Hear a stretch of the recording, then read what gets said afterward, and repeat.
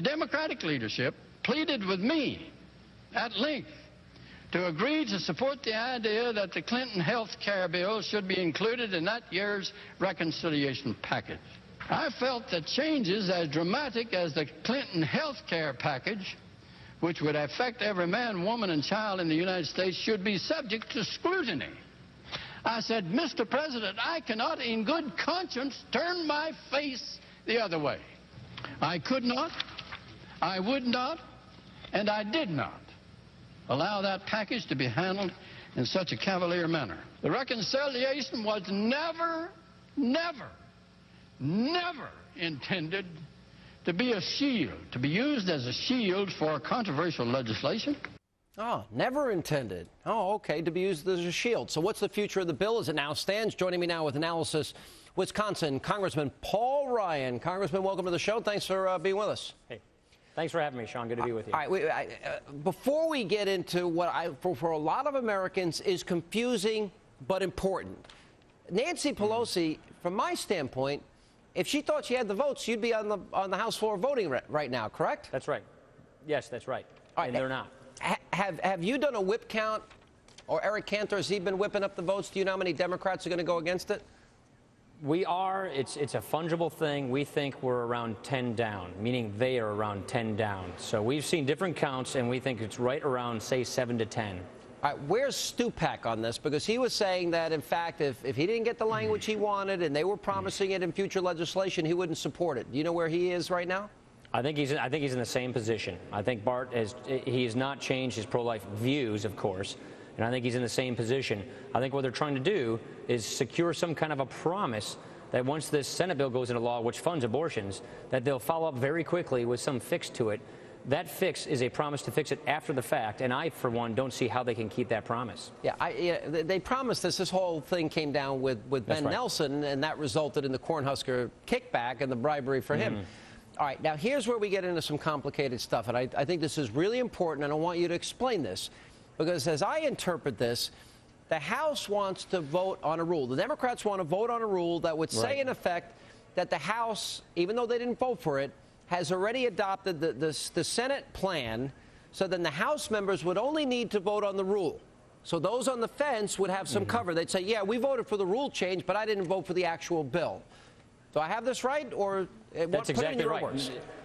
They pulled this trick 3 weeks ago when they raised the debt ceiling. They said, we're voting for a pay-go bill. And, oh, by the way, the rule that brought this pay-go bill to the floor just raised the debt ceiling by $1.9 trillion.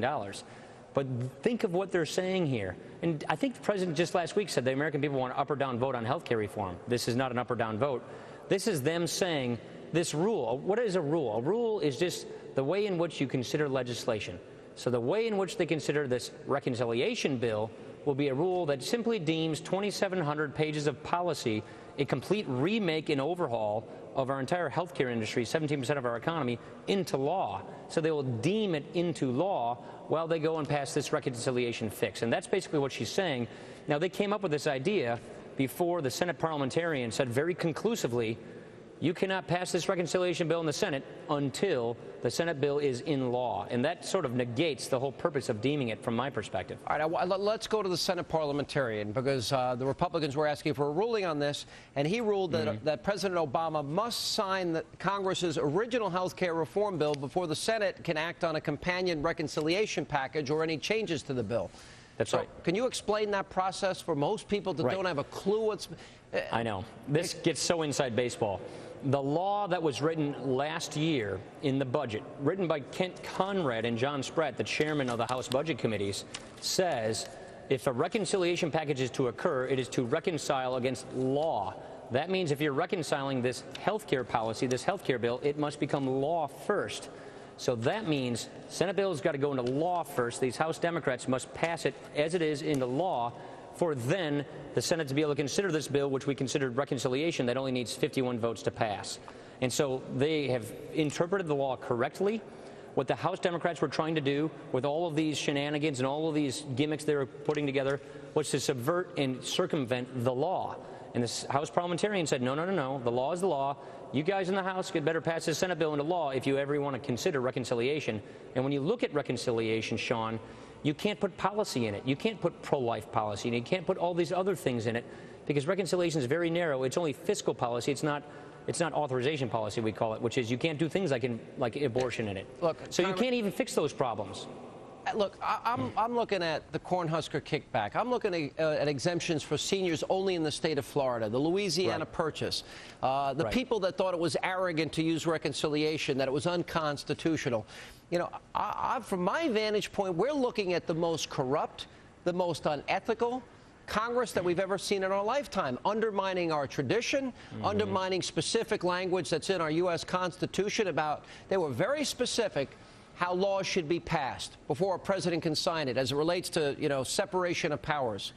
And I can't for the, is this because they can't get the votes, so now they are going to change the rules in the middle of the game or during the game?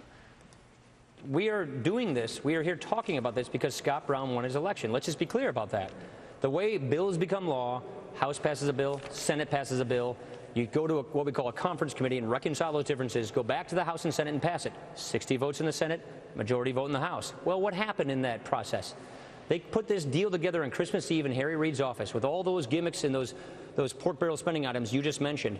They never intended that the Senate bill would become law. They just wanted to get something off the Senate floor, get it into conference, clean it up, make it ready for final law, then bring it back to pass. But what happened on the way to that process was Scott Brown got elected. They couldn't go back to the Senate.